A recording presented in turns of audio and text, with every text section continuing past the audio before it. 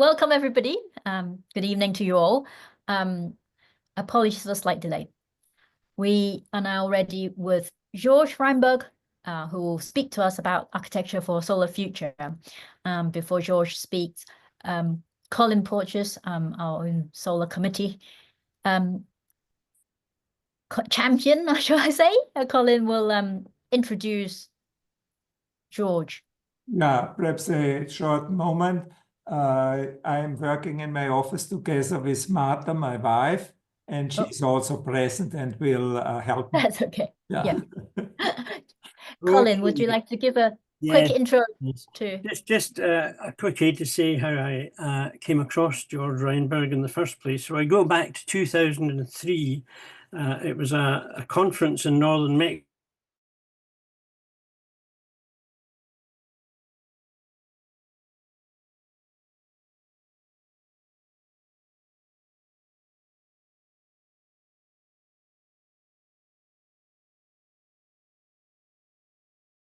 Enriquez Reinberg. So it's an honor, I have to say, and a particular pleasure for me all these years later that he's agreed to give a talk to us tonight. And I'd reiterate Gloria's apologies for the slight delay in the start. And just before we do make this final start, I just want to say, at the risk of preempting what he's going to say this evening, his 2021 book, which is Architecture for a Solar Future, the same title that you see in your screen, a few quotes from there. Widespread awareness of ecological issues and of the looming climate catastrophe. But he also says, finding architectural solutions that will make a good life possible. But warns, these solutions demand much more of architecture than just the design of technical equipment. So with that, I'll let Georg commence.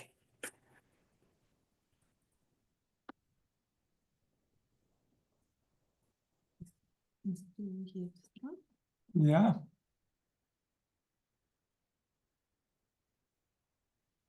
Colin, you are finished?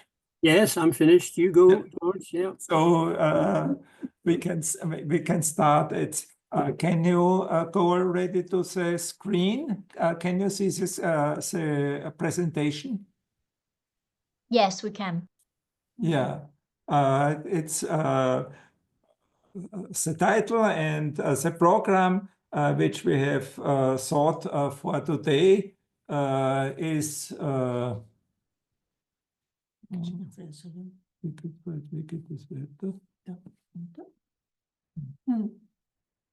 Hast du die Kontrolle von der PowerPoint oder hast du?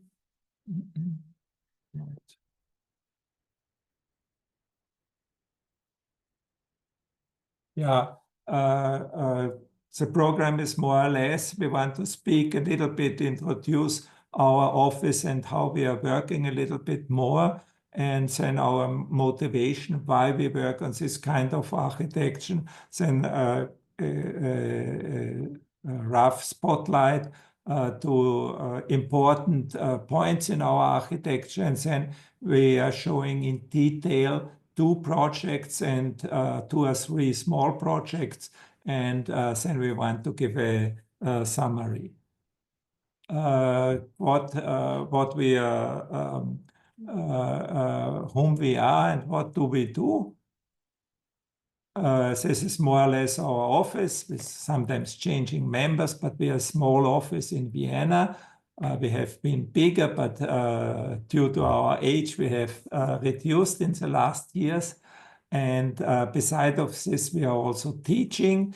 I want to mention the summer program, Green Building Solutions. It's a 3-week summer program, which I am participant of the organizers.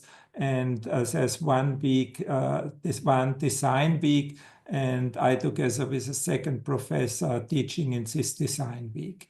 And might be interesting for us, they are very nice scholarships.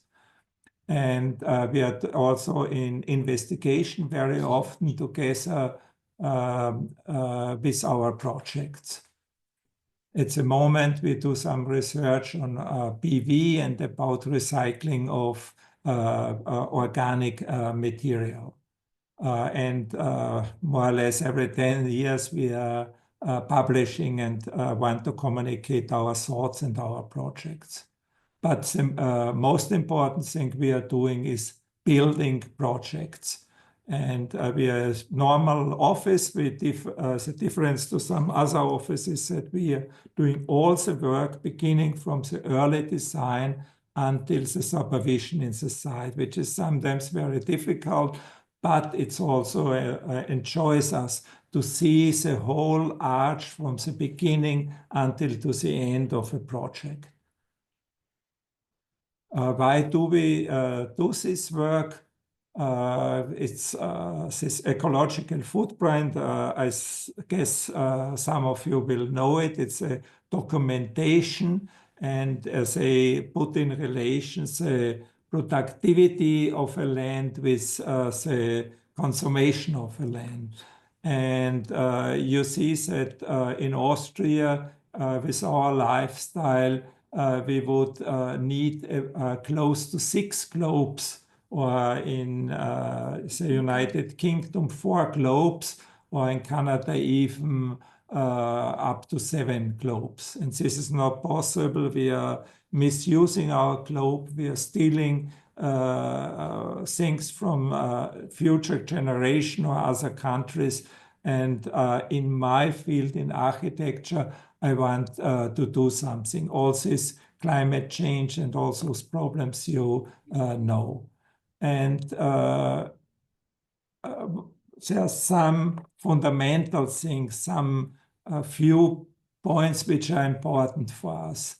One is that we try to use solar building materials, which means building materials which do few harm to the environment, which are not destructive for our environment, which have few CO2 exhaustion. It's like wood or straw or clay. Another point is that we prefer renovation to new construction or densification on existing areas to exhaust less gray energy. And we also try to use very effective the technologies. And we want to use the local resources. And those are mostly the sun. And the sun is influencing our buildings. We made studies in our office what would be an ideal passive solar use house. In this case, the collector is the house, and the house would look like this. It's very different if we would have a thermal collector. If we would have a thermal collector, the ideal house would something look like this. And you see it's a very different house because the house turns completely to the other side because the thermal collector is closed, it's not transversible, and it wants to have it warm, it's integrated in the building, and therefore this house shows to the other side. It's completely different architecture, that's our point. Or what the house would look in an ideal case if we have PV to produce electricity, the house might look like this because PV works better if it's colder. Therefore, it has to be ventilated. And for us, it's like the flying part because it shouldn't be integrated because it would get warm and lose productivity. And also it's sensible to shadow, and therefore we tend to give it up in our buildings. Other local resources in my climate is in the earth. So we do have deep drillings to get out from the earth coolness in summer and heat in winter. In heat, we have to send it through a heat pump to get it to a higher level. Or we use the wind, like here a windmill, to pump water to cool a computer server room. Or we use under a garage the temperature of the underground to pre-cool or to preheat the incoming air. Or here, wind generators to ventilate the house very good to get all the coolness of the summer night into the house. It's some examples of technology. And now I think it's best to go into detail to look or to show how we use those techniques or those concepts in our projects. It's this example, a building, a social housing in Vienna, but it's a special concept like co-housing where families were coming together, and together with us as architects, they built their own home with public subsidies. And the special point in this is that this allows also people who have no cash, they have few money, can also live in those houses. There were a forerunner for these co-houses. We were building, I am living in this house here in the first one since 1984. We made other co-housing projects. But coming back to this project, there was a competition, several level competition. The first level was that the group, together with us, presented their ideas. And the idea was to have a bike coffee and to have this living together. And it was accepted, so we were allowed to participate in the real competition. There were in this development, it was a former railway station. 4 lots were given to such co-op housing groups for a smaller price. But in the competition, the groups had also to offer something to the community to enrich the district development. It was normally in those competitions, the jury is judging the architecture, the cost, the social sustainability, and the sustainability. And there was a 5th point. It was how much do you act for this district community? We selected this one of 4 different lots, and we selected it because it had good possibilities. There was a view to a bigger park and also to a green area, and it's protected against a nearby railway track by a garage. This was the poster of the competition, and it was also part of it, how the group will act, how the timeline will look like. And the offering for the community was that we built our house a little bit smaller than it would have been possible, and to make bigger this small place, and also by this coffee house to enrich the area, and also to have with this bicycle station the possibility to have activities in this city area. We wanted to offer to the community this bigger space as a meeting point for the new development, which is very important to have some points where the new people can come together. This bicycle coffee house is very important, this bicycle store, because there was a special group who was very much engaged in bicycle, promoting the use of bicycle in the city, starting from the kids. And they were also promoting to reuse old bicycles. So it was a very strong identity which they already had. And so one of the idea was also not to have any car and to have no parking garage, and to have set much money free for other purposes.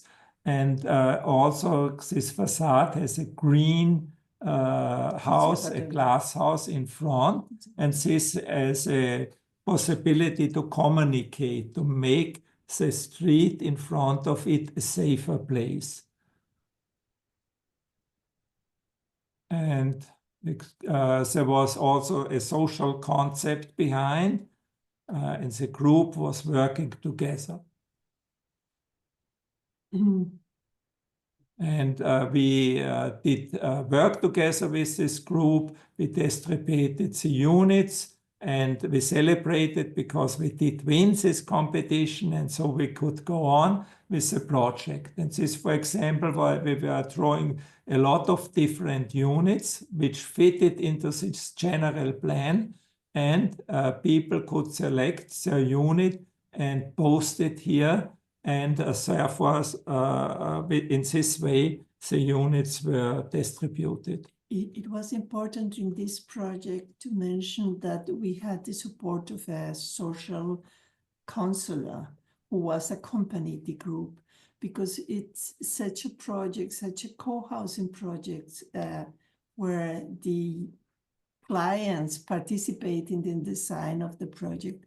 Require a lot of work for the architects, and work that it is not paid, no? But there is a lot of hours, and it can be very difficult, this process of decision-making process that the group has to do together with the architects. And it was also nice because there was a district development company, and they organized meetings of these 4 different co-housing projects, and we criticized each other, and this was very fruitful. On the other hand, it wasn't paid extra. This is the housing concept, and you see here the families living in the cross section. And there in front is a big glass house, conservatory, and those are communal rooms. And the concept is that there is in the ground floor flexibility. There is in the middle, you see it here, the wet rooms where we have also plumbing. Here is a more private area which is oriented to the green. And then there's more or less the family rooms. And in front of it, there's this common corridor, which gives access to the unit, but it is also a community room, like a cluster. The architectural concepts, we have a concrete, the underground area and the ground floor are made out of concrete. And also this conservatory is made out of concrete because it's to stabilize the building. And it's also a fire escape way. And additionally, it's a storage mass, because through this winter garden, we want to get passive solar use. And if you have passive solar use, you need storage mass. And this raw concrete is the storage mass. And therefore, we have few concrete, but it's used very extensive. All the living area is made just out of wood. And this wood was brought here to this concrete part. You see here this process. It's at first the concrete part was built, then the wooden parts were added with high insulation to get a passive house, and at the end we give the PV.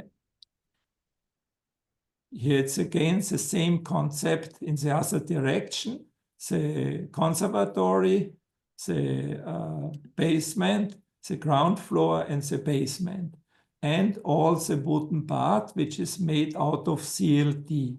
Here you see the raw construction. It's this part here. And in front, the concrete staircase. Conservatory area. The special thing was that it had an alternative financement, which also might be interesting for you, because normally houses, subsidized social housing, is financed by 30% by those people who are moving in. 20%, it's a very cheap credit or a loan by the city of Vienna in this case, and 50% is a normal bank loan. But it's a limit for some people to have this 30% for the owner funds. And in this case, this money was taken from other persons. So people had the possibility to put into this fund their money and to take out it whenever they want. And this, so people who had no cash could move also into this house, because it was financed, this part, by people outside, which got a little bit of interest. But the inhabitants at the moment don't pay back this money, and therefore their cost for living here is very cheap, relatively cheap.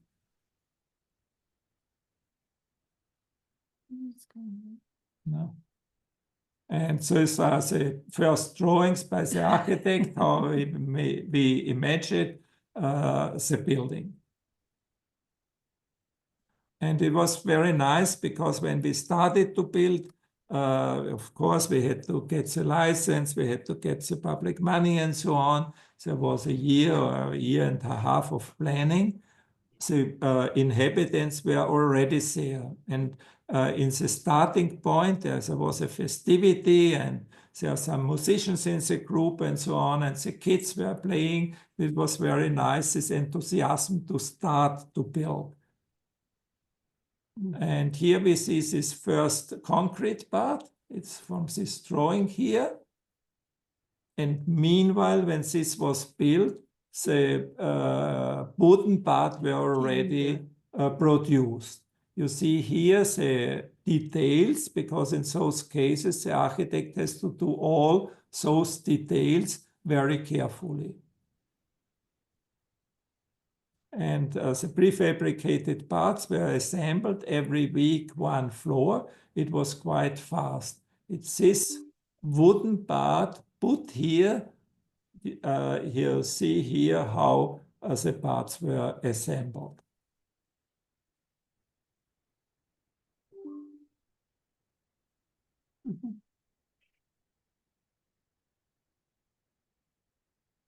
Here's a finished facade, and in front for the winter garden, the glass is already coming. That was inside the raw construction. The floors CLT, the middle wall in CLT, and the outside wall is a normal skeleton with high insulation in it. And inside, there are lightweight material partitions.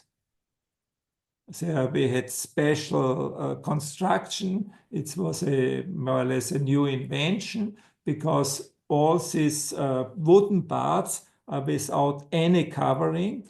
There's also concrete parts. There's also no sound proofing and nothing. And it's separated, and there is a metallic part in between, and this is insulated, and it serves at first for load bearing, because the wood here is connected here, and it's a sound barrier, and it's a thermal barrier.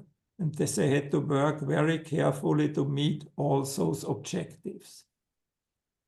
It's inside the ventilation system to get the passive house quality, and all the details we had to draw, and we wanted to have the wood visible, and therefore between two units there would be sound connection through the floor, through the ceiling, and therefore the wood had to be cutted here to have no sound connection between two different units.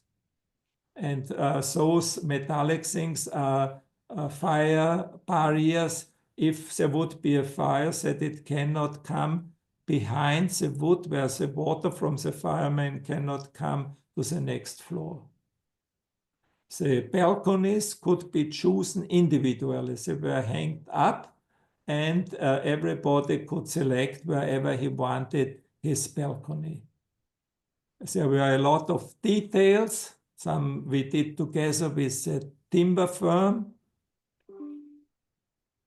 And also in wood, there is more sound and noise transmission, and therefore it has to be separated very carefully from the wood. And meantime, the group had collected more and more money. They needed 1.5 million euro to cover this part, which has to be financed by the inhabitants, and they succeeded. And when we finished, there was a big festivity, and it was very nice because the investors were coming and seeing. There was at first when we reached the top, and then when we opened festivity, and people who had invested money could see what their money was good for. And now to the different floors. There's a bicycle garage, a relatively big garage with a ramp to have easy access. And there's a music room for the people, private storage area, and also an elevator which is big enough to bring down bicycles.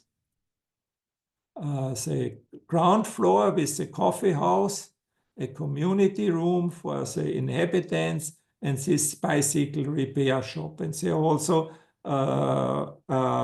putting together all bicycles. They get gifted or collect bicycles which don't belong to nobody. They assemble it and make out of it new bicycles. And on Friday, you get help if you want to repair your own bicycle. And here is a flexible wall, and here is a glass wall so that these rooms can be used together. It's those normal floors. There are the individual rooms and the living rooms.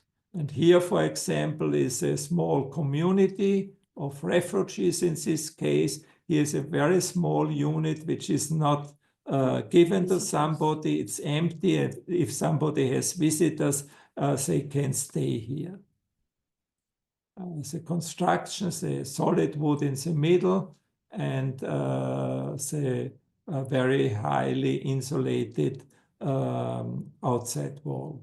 This is a passive house concept. You can see here the U values which we had to meet to reach this goal. It was a little bit difficult with this winter garden because we have here double glass, here double glass. It's not heated. And passive house has just one limit between inside and outside, and this double limit has to be extra calculated.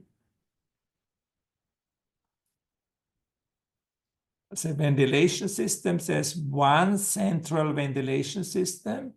The pipes are vertical, and the air is distributed, and it comes out here, and in the bathroom it goes back to the system. I assume you know this passive house or about this passive house technique. If not, we can discuss it later on. The passive solar use, we have spoken about this big winter garden. The sun comes in. You see how far it can come in, and it's stored the heat either in the units or in the concrete mass of this winter garden. In summer, of course, no sun should come into the unit, and therefore it's blocked here, and the sun doesn't reach the units, not to overheat it. So it's like a southern balcony, and people also want to have shadow here in this area, in this winter garden. Of course, in summer it has been to be good ventilated, especially during night, and therefore there are sliding windows, sliding glasses, which stay open during summer night. And there's a good airflow because in the highest point of the house, here is an opening which stands open in summer. So we have a very good air draft here. It's also during daytime, it's better than there would be just a balcony because there's also a little bit of wind and people feel cooler than the temperature outside. And it's also automaticized because if nobody is here, it could be heavy overheating, and therefore this automatization is important. We have photovoltaics for energy production, and in the same time, this energy production is the protection for the south classes in the uppermost floor, because due to building regulation, a winter garden here was not possible. This is some protection here for those classes. The detail, it's everything in the vertical mounted with the rail for the roof garden.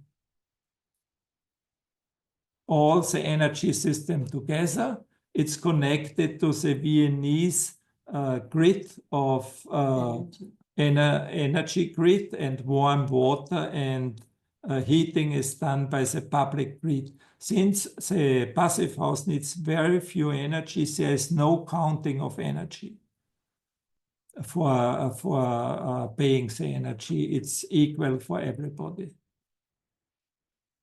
Of course, in wood, there's always a question of fire protection, and also because it's regulation, it's donated like a asylum for students, not like housing, and therefore there are different regulations, but there was finally a compromise that every room has a fire alarm, and it goes directly to the fire station if there would be an alarm. In the Viennese, in Austrian building regulations, you have different standards to fulfill if you are building for units like apartments, or if you are building for students, for instance, for other sort of community. So we decided to take this the second modality, who allows us to have to cover very less area for parking plots, for instance, no? But also the fire regulations are different, etc., etc. And we found a compromise with the bureaucrats. This is the result. We have a consume of 11 kilowatt hours per square meter per year for heating. And the cost, it's the first year now, energy is more expensive. It's a little bit more like 11 euros, but this is a very low price for living in such a house, which is owned by the users. Mm-hmm. And this is what it looks like. So we use also, it's the winter garden is shifting to the south, and therefore it appears like a very dynamic form. It's a back side, of course, in solar building, it's very different, the view of the front side and the back side. The other side, the west side and the northwest side, and the different balconies used already by the users. And we are very proud that we succeeded to have everything in wood. The ceiling is in wood, all the windows are made out of wood, and the floor is made out of wood, which is not usual. Normally in social housing you have plastic windows and carpets in the floor. This is a unit like how it is used in the uppermost floor. Or in another floor, it's a unit here, it's a corridor outside. Here you have the ventilation system. Or here it's a balcony.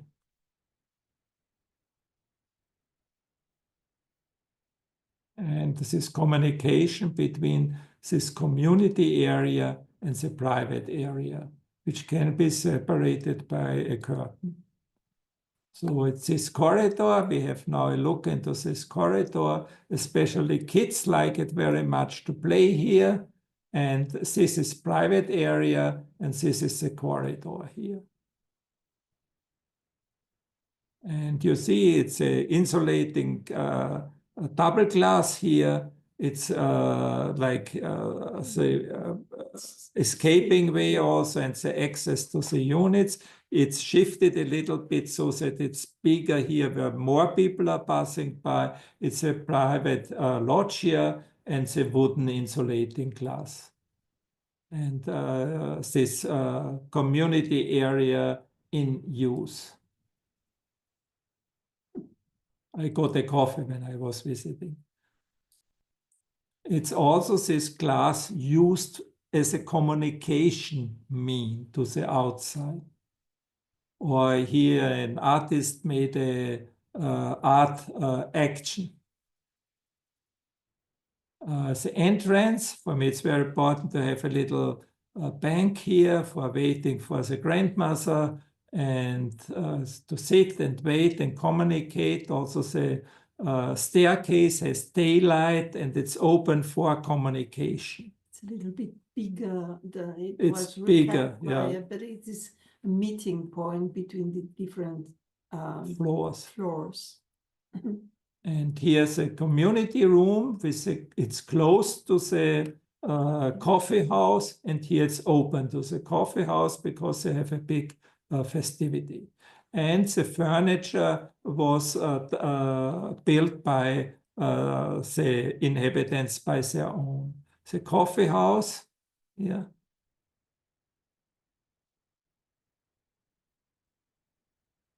The bicycle repair shop.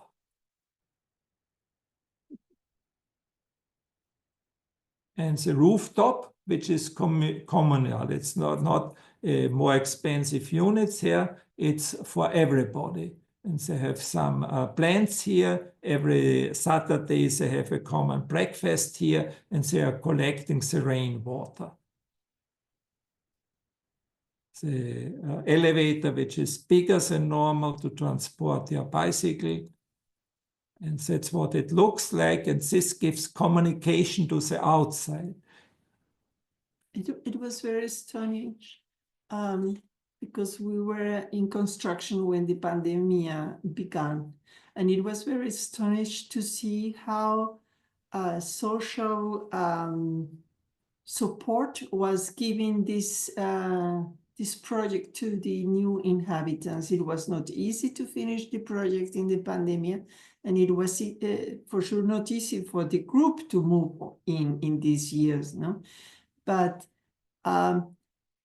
with this well-advised process of designing, going into the competition and making the projects together with the group, it was giving an identity already when they were moving in.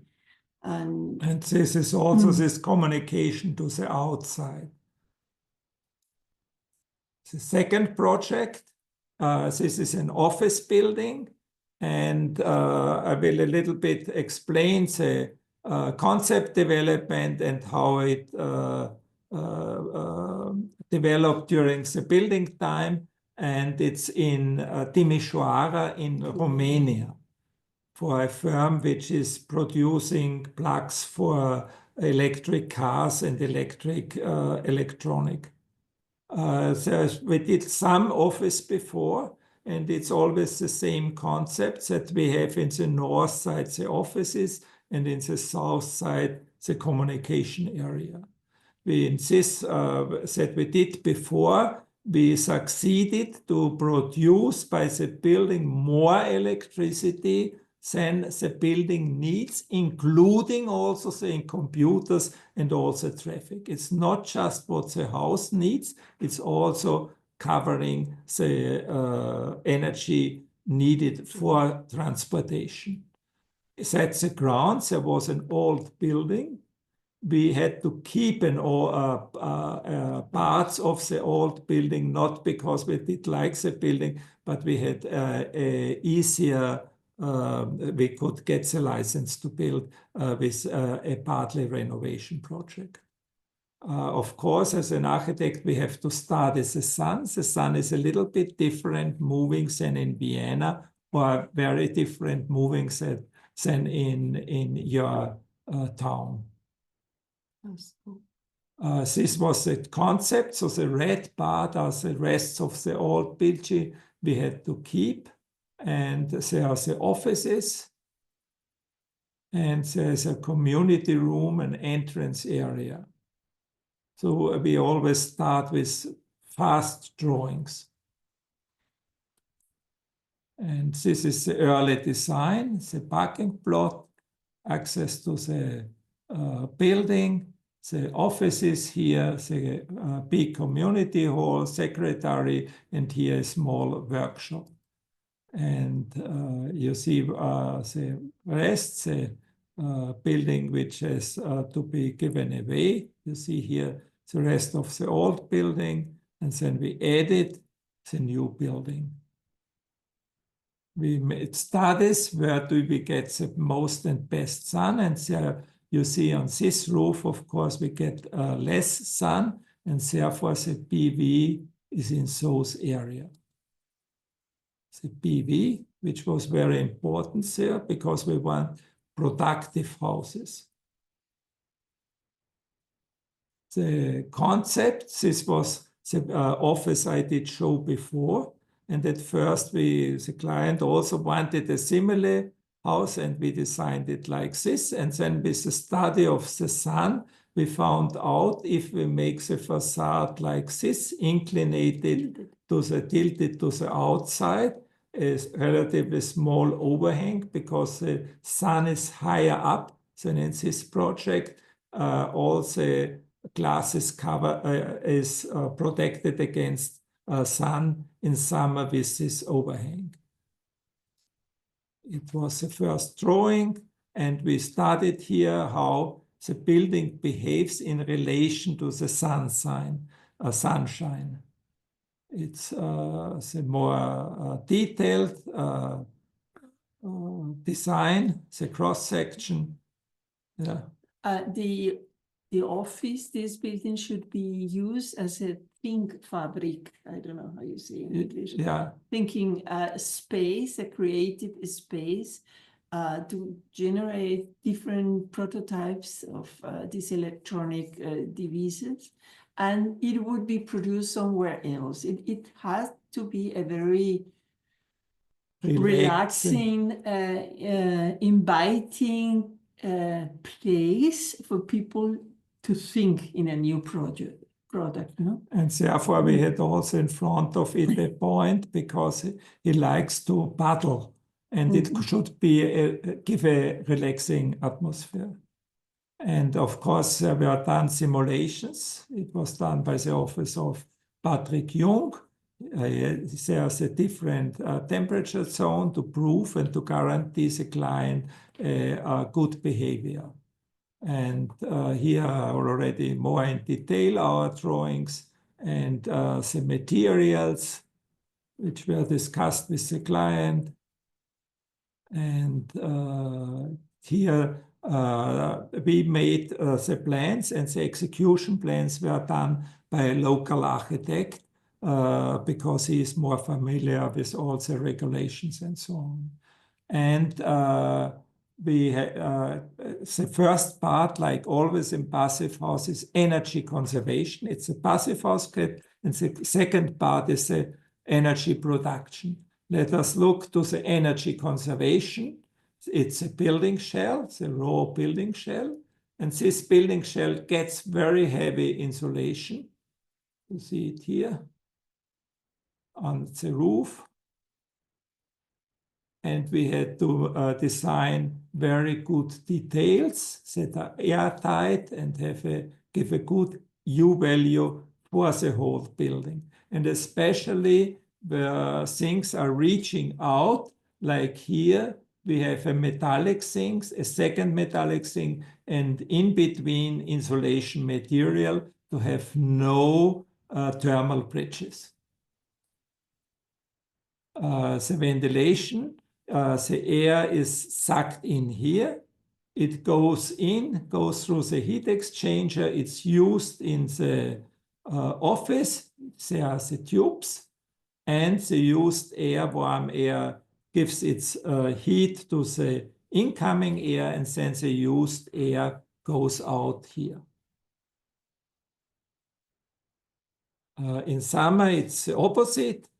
Warm air goes here, is cooled down a little bit by the earth, it's cooled down by the outgoing air, it's used in the offices, and then it comes back a little bit warmer and goes out here. Energy generation, since we have now close to no losing of the building, and how do we produce energy? We have at first always passive solar use because you get it more or less for free. You see the sun in this climate comes in winter. It's heating up the building mass, but in summer, the sun has to stay outside. This is winter sun, summer sun, summer sun, winter sun. And you see here the graphic and how it works in reality. So the photo in the first winter. The sun is coming in February like foreseen. In summer, all the glass stays in shadow. PV on the roof and night ventilation, because it gets colder. If it's colder outside during the summer night, there are openings which open automatically so that the cold air flows through the building and goes out through those windows, bringing out the heat from the storage mass. The concrete is activated.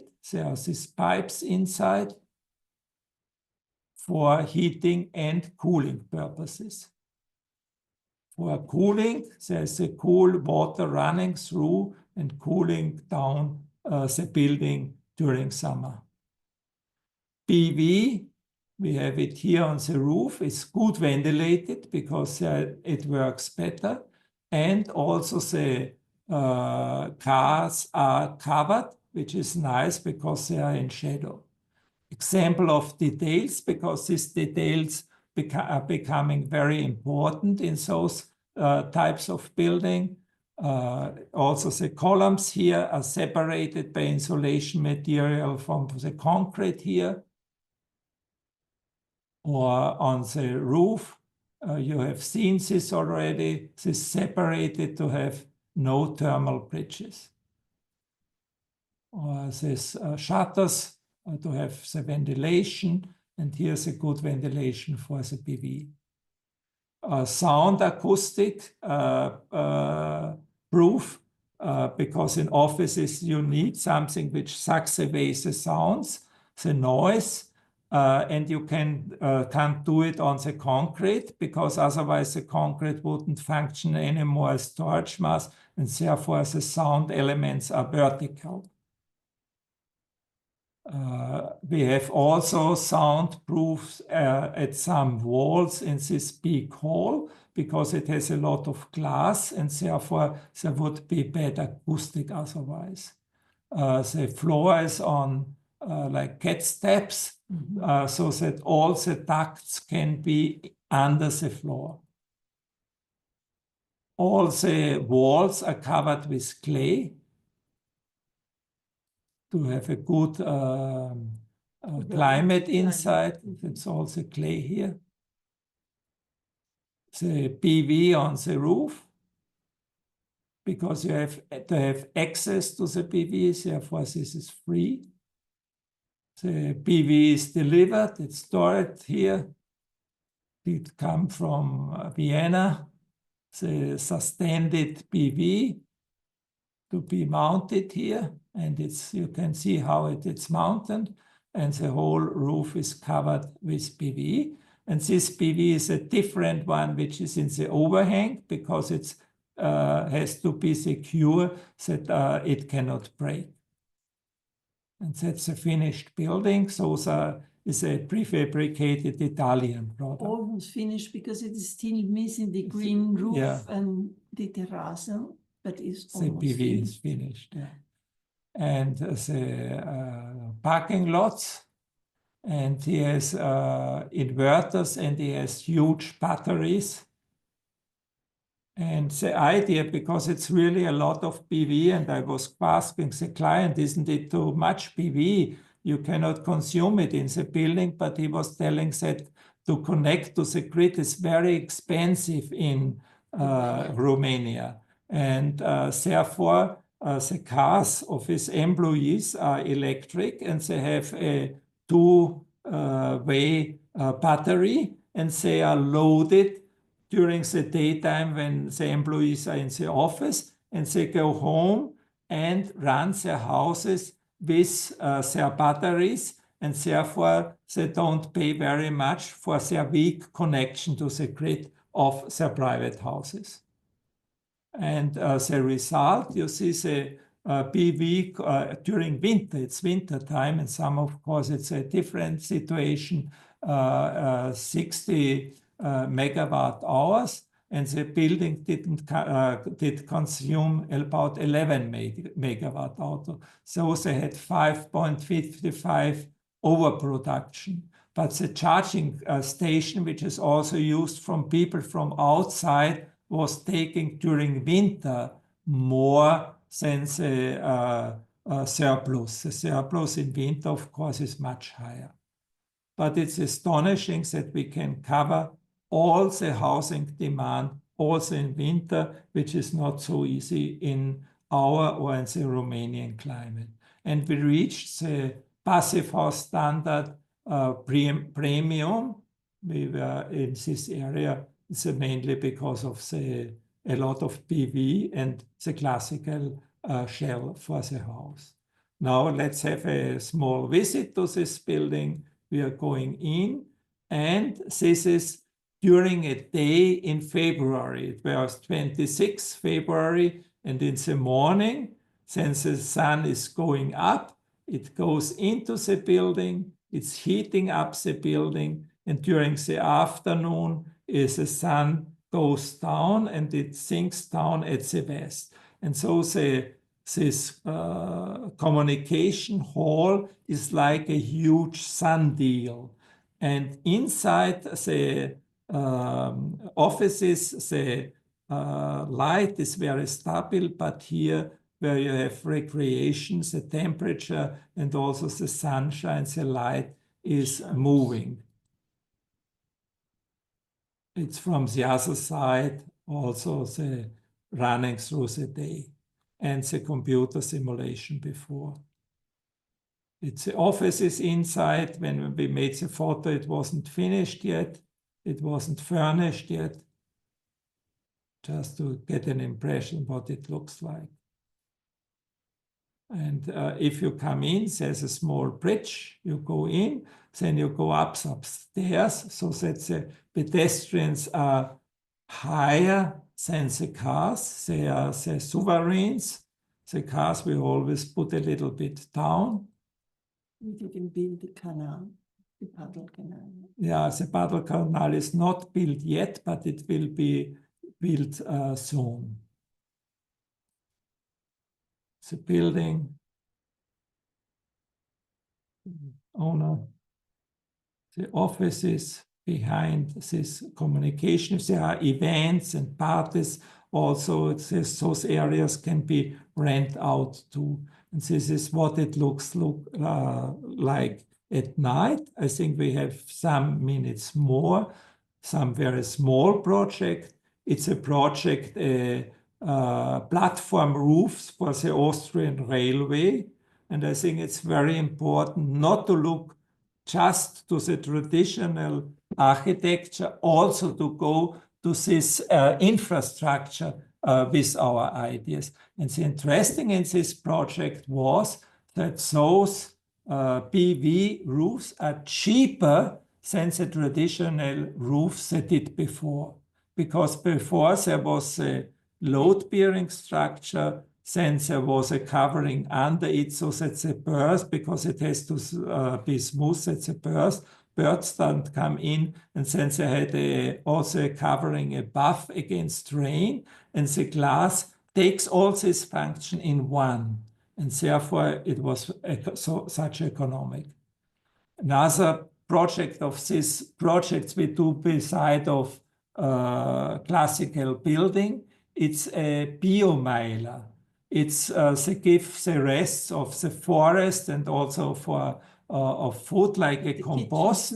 They give together, and inside they have pipes, and the temperature of this compost goes up to 80 degrees, and we heat this glass house with this biomailer. What I wanted to say, there are so many possibilities. We have to avoid nuclear energy or petrol.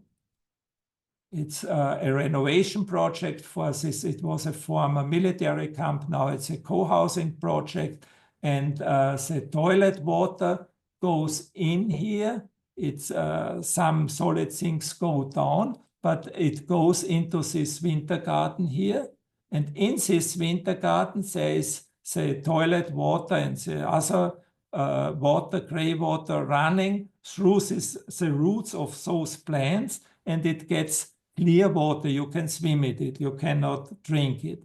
But this is very important to get water in this coming drier summer to have enough water for gardening and so on. Another we did in the same project is people collect their compost from eating. They give it into here, and there is gas produced. This bag is blown up more and more. And with this gas, which comes from the compost, I got here my first coffee. It was done within a research project. Or this is in the forest, a mushroom fruiting house. It's for shiitake beets. These mushrooms have the potential to substitute meat, which is very important for the future. And it grows normally in Japan, but not in our climate. And we can buy shiitake beets, but they are grown very in aseptic rooms with artificial light, which needs a lot of energy. But in the forest, you could plant it. And therefore, we have fountains which you can take out, not to harm the ground in the forest. There is a wooden layer and a very slim construction. And then, this is important, there comes a grid. And this grid protects the mushrooms against insects, because insects could eat it. But they grow not so fast and so strong like in these artificial rooms, but they say they have a better taste. And there are those woods which get vacuumized with mycel. And this mycel then starts to grow if the wood is put into water. And then you get these mushrooms. And these mushrooms are sold. And the plan is, now we are building the second, to have a self-construction plan so that people can buy and build their own mushroom house and to have some food by their own. So the summary, what I wanted to say, I take a comparison. We can look to a plane. The plane is also a kind of architecture. And in this plane, they serve ecological, biological food at least in the first class. Do you think it's already an ecological way of traveling? No, of course it's not, because flying is very destructive. Some of these planes are also more effective. They save about 25% of gasoline.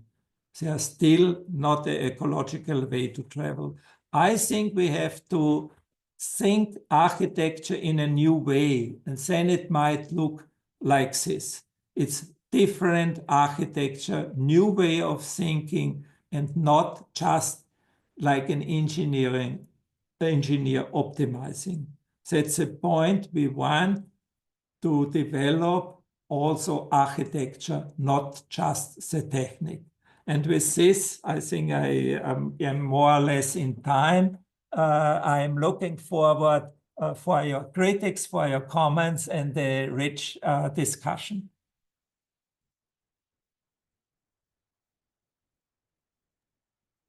I cannot hear you. I've just unmuted myself. Thank you so much, George, and also very nice to hear Martha joining in periodically. So thank you, Martha, as well. What I forgot to say in my introduction was that people should put questions on the chat box link, which is somewhere along the bottom. I don't know if people can still do that. Yes. Neil has asked some questions. Neil, do you want to unmute yourself and ask questions? Yes, hello. Thank you very much, George and Martha. That was absolutely brilliant and fascinating, and congratulations on all your ingenuity. It's brilliant. It's what the world needs. We need much, much, much more of this. I've got a few questions, if that's okay. The first one is about the municipality, the council that the first building was in. Was it just the Vienna Council, the city council, and what support did you get from that local authority, if any? You mean from the building, the housing project? In the housing project, yeah. It's if there's a railway station, the land is donated railway station, and you can't build houses or something there. But the rail company doesn't need the area, and therefore they want to sell it. And they can't sell it if the city doesn't allow other uses on this area. And so the city makes a contract and says, we change it to area for housing, but you have to make a competition. You have to give foregrounds for those cooperative houses and some other obligations. And then we will change the use of the land. And therefore, the railway competition was paying and organizing the competition. And after the competition, the different housing association could buy this land, were able to buy this land. And they give this very good credit for social housing, which has more or less no interest, or very, very few interest for 20 or 25 years. Thank you very much for that. I have other questions, but I'll let other people come in. I'll come back if there's time at the end. Thank you very much indeed. Nick, would you like to ask a question? Yes, thanks very much, George, and thanks very much for your presentation. I've just got a couple of boring questions about the co-housing. Rather obviously, I'm wondering about how do the residents feel about the winter garden arrangement, whereby people walk past everybody else's front door. And following on from that, I'm just rather boringly again, I'm wondering about fire escape. You have to run past somebody's living room to get to the fire escape, as far as I can see. So just curious about that.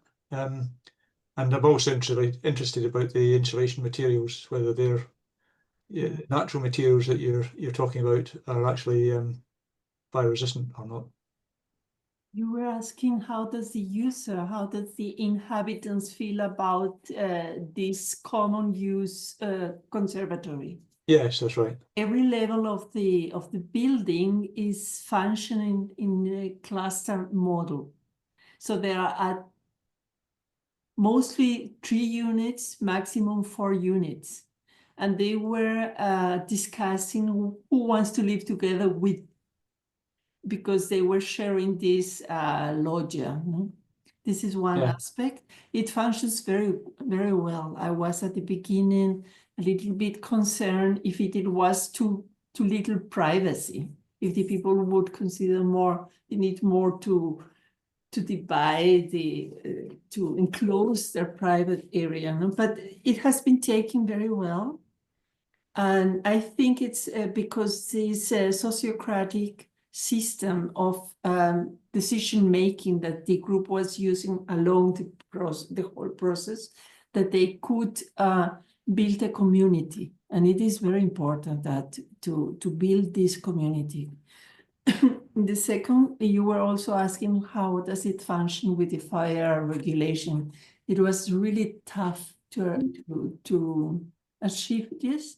It was very, they were asking but in general, there is a regulation in Austria that it's for offices. If you have an area which is less than 450 square meter, there is no regulation for this area because it could be an office for such area. And we were arguing we don't have less on one floor than 450 square meters, and therefore there should be no regulation for this area. And of course, I didn't accept it. I felt a little bit bad because it's in the regulation and we could have insisted in it. But what it is now is there is the possibility to go to the corridor, and from the corridor you can go to the staircase, or the corridor on the other side has balconies. And from these balconies you could be evacuated. And every window to the north side can be reached by the fire ladder, which one cannot believe they have an outside ladder, stairway associated so you can escape through the facade. So that was the attractive steel stairs that you could see on the back elevation. Yeah. And, okay. And we also have a fire alarm. Good. Yes, in every unit. And they are being checked, I think, every month or every 2 months. It's coming the fireman. Yeah, they have a responsibility. One for fire, he's an engineer, and he also checks that there is not too much burning load in the corridor. They can have plants and those things, or a bicycle which don't have a much burning capacity, but they are not allowed to have books or something like this, and it's checked. I'm curious because there is, for example, in Paris, there's a similar refurbishment of an office block which turned into residencies, and they had a similar arrangement but they, instead of having the whole winter garden as a circulation area and living space, they had the winter garden as simply for each unit, and they with a separate fire escape or access, a deck access at the back. And I just wondered if you'd discuss that with your residents. It seems to me the arrangement does rely on having nice neighbours. Yeah, it's also I have changed 2 or 3 families. Yeah, it's also experience on it. But next weekend, the coming weekend, they have the 5th year celebration, and they still invited us. No, it's especially for kids because in one floor they have 5 kids, and these kids are permanently playing in the winter garden, which is also making it easier to live in small units. And I think it's also more usable because there are several projects similar. They have no glass outside the corridor, and therefore they cannot use it for social purposes during winter. And with this glass, we can guarantee that there will no freezing be outside. So Right. people also in winter are outside. It's also that in this fire alarm in every unit caused, especially in the beginning, several fire alarms. And because if somebody burns something in the kitchen, the alarm goes on, which was a little bit a problem in the beginning. Yeah. Oh, thanks very much. Yeah, but the concept is this fire alarm directly to the fire station, which is not usual in housing, and additional these 2 ways, which we always have to have in any buildings, that we can escape in 2 ways, and we have through this balconies also a 3rd way. Right. Oh, thank you very much. I have myself a question to Neil Barnes. I don't understand. What do you want to tell? Thank you for your brilliant ingenuity. What do you mean? No, I'm just really impressed by all the wonderful design that you've put in. I mean, a lot of them are kind of well-known principles, but to actually go and do it and to add in the finesse and the detail and to use, natural insulation, wood as much as possible, as well as the maximization of solar PV, which I'm a big fan of. I think that's fantastic. If it's okay, I do have a few other questions if we have time. Is that okay? Yeah. Yeah. So Yes, sure. Cool. So for the solar canopies, the overhangs, you said that you used a stronger type of PV cell for that. But what about the fixings themselves to prevent kiting from the wind? Did you have to reinforce the fixings for those canopies? No, it has to be calculated. It's a subconstruction. Yeah. Yeah. Of course, it's calculated. But in PV, I see a development that is separating 2 types of PV. The one type is the standardized, very cheap PV, which is put on roofs, and it's calculated so it can break. It resists normal weather condition, but never mind if it's break because it's on the roof, if it breaks. And the overhand PV, of course, has to be such safe that you can walk under it. And it costs more or less double. We get bigger formats, not just the standardized formats, and especially we can select how the cells are positioned. But of course, all this, the wind, and has to be calculated. Okay, thank you very much. And that wonderful investigation image you showed to look at the maximum areas or the sites of maximum solar gain for the solar PV, was that a drone thermal camera you used for that? What was that image? No, it's a very easy free access beam solar. It's called beam solar, but there are a lot of programs, and we use in the offices very simple programs for the first step, and then it goes to engineers who have higher level programs. Yes, I mean, we've used Open Solar in the past, or just good old Google Earth sometimes does it in a more kind of manual, rudimentary way, but it'd be nice to have a look at that program if details could be sent. So yeah, thank you very much for that. And yeah, I think some of the things about the users and their experiences, I think you've already answered those, but were there any other user problems with any of the buildings that you cited today? Any operational challenges once the people were in the buildings? Did you find anything major? No, it's the people are doing all the services by their own. They clean it, and so they have different obligations. Everybody cares for the house. Of course, with usual, like it's usual, there was a point where rain was coming in, which has to be sealed. So things happened, of course. But more or less, I think they are content. I think they are very happy. Yeah, yes, they are very active because because a second point is they wanted to give away their house from speculation. And there is an organization which they are organizing. It's called Habitat in Austria and Germany, Häuser-Syndikat. And they own the house, but they have given 49% of their ownership to this Habitat organization, so that nobody can make winning by speculation and selling the unit. So if somebody wants to sell the unit, his part on the house, he can sell it, but he can sell it just for the price he was paying. He gets a little bit more for inflation and a little bit less for using the house.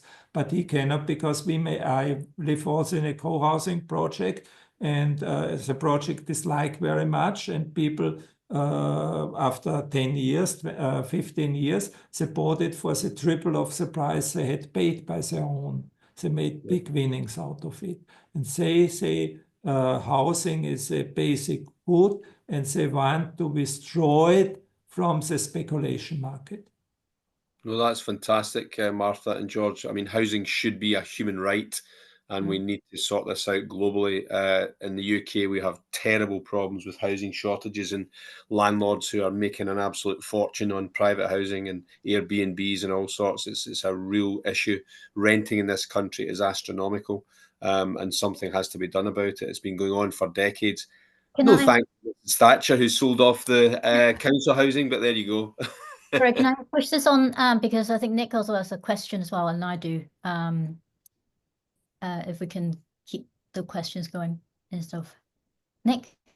All right, it's me again. Right, okay. I'm sorry, I'm monopolizing things here. It was just a general question about photovoltaics. You use a lot of PVs. So I'm just curious. I have heard and I've seen reports to the effect that the CO2 that goes into the fabrication of PVs takes most of the 25-year design life to sort of be paid off by the electricity that they save. And I'm just wondering about that, if that is a consideration. Particularly, I'm thinking of the PVs which are manufactured in China and very often from coal-powered electricity. I mean, it's not specific to you as architects, but it's a general question. I'm just wondering how if you had any thoughts about that. I can just tell what my information is. They say they pay it back, the CO2, in 1 or 2 years.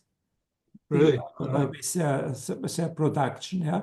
But you can make this rentability study. But it was surprising for me. We, a short time, participated with a co-housing project near Salzburg, and we did a calculation with this engineer, which I had done it in Timisoara also, and he was calculating the energy embodied, or the CO2 exhaustion, not the energy, in different materials. And I was very surprised because the biggest part was PV. And this is because it's transported very far. It's transported the cell from China, and most of the PV, also the whole PV, is transported from China. And then we found out the production in Germany, which has a much better result because it has not this very long transportation on it. And this transportation is very, very important. Yeah?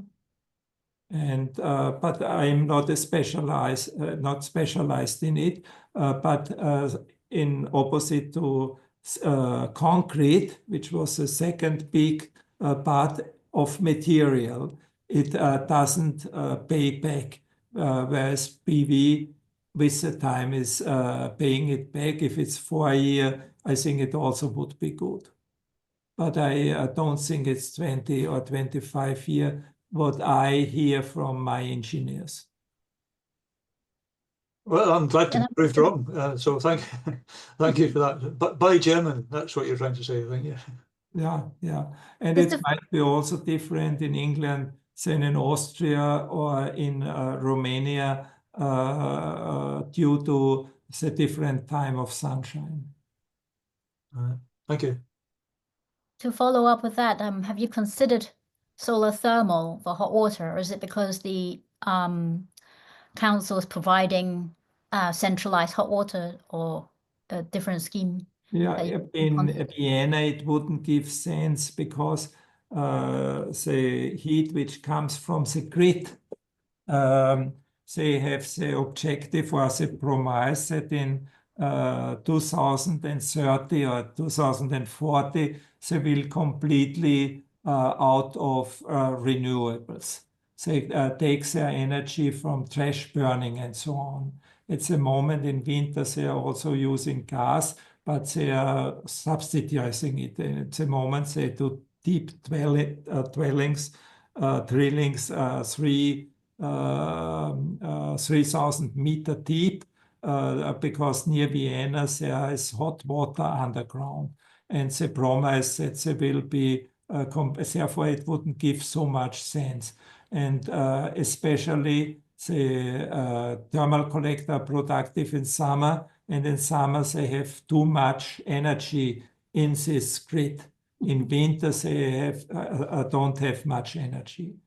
And the other one is we did much more times than others these thermal collectors, but now really the number of thermal collectors which have been very popular in Austria is going down because they didn't go down with the price, whereas PV was going down very much with the price, and together with a heat pump, you get more or less the same result. So very rough calculation, we say out from a thermal collector, we get 60% of the energy of the sunshine. With PV, we get just about 50%, which is much less, and you shouldn't use it for heating. But if you use this 15% for a heat pump, the heat pump can get out 3 parts more from the ground, which equals to the result of the thermal collector. And the thermal collector is much more difficult to install with the water, with freezing and all those things. And I see also in some old installations of thermal collectors, they substitute it now with PV.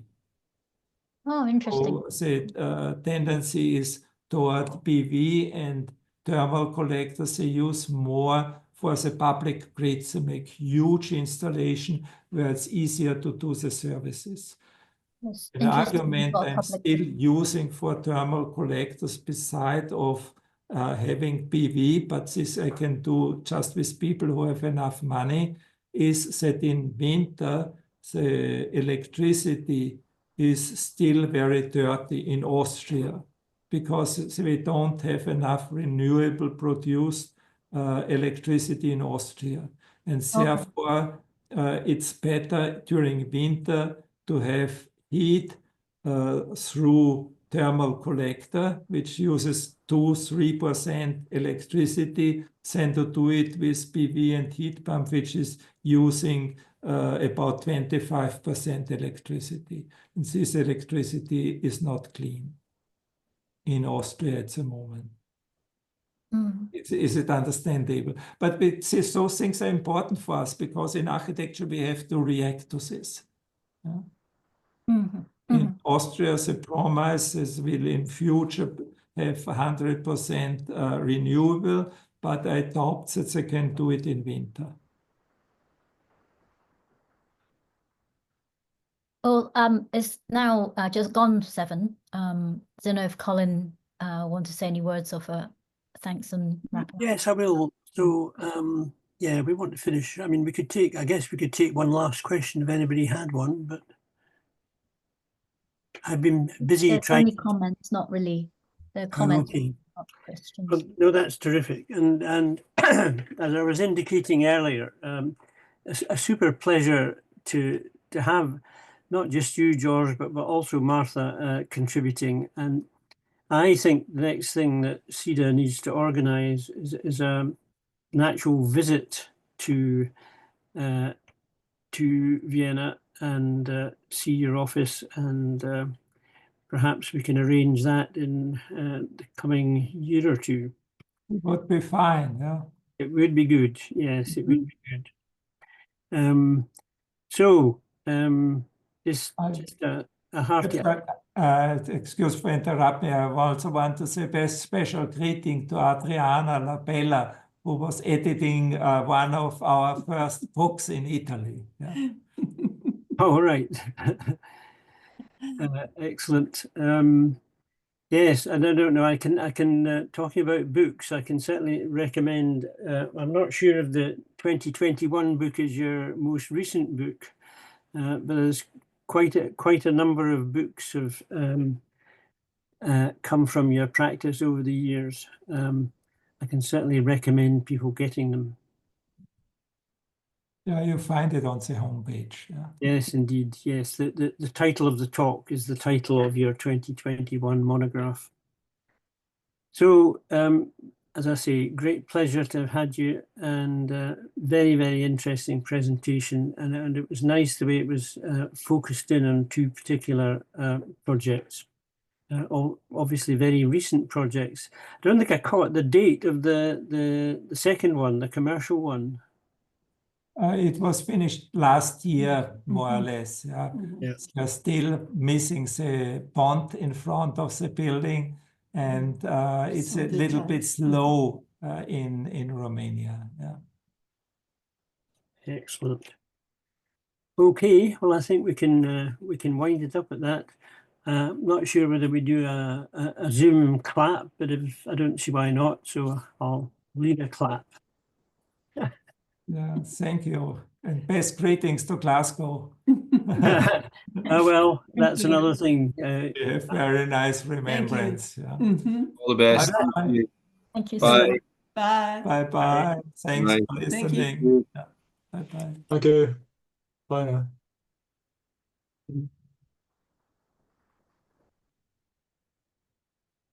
Thank you so much, Martha and George. That was amazing. Great.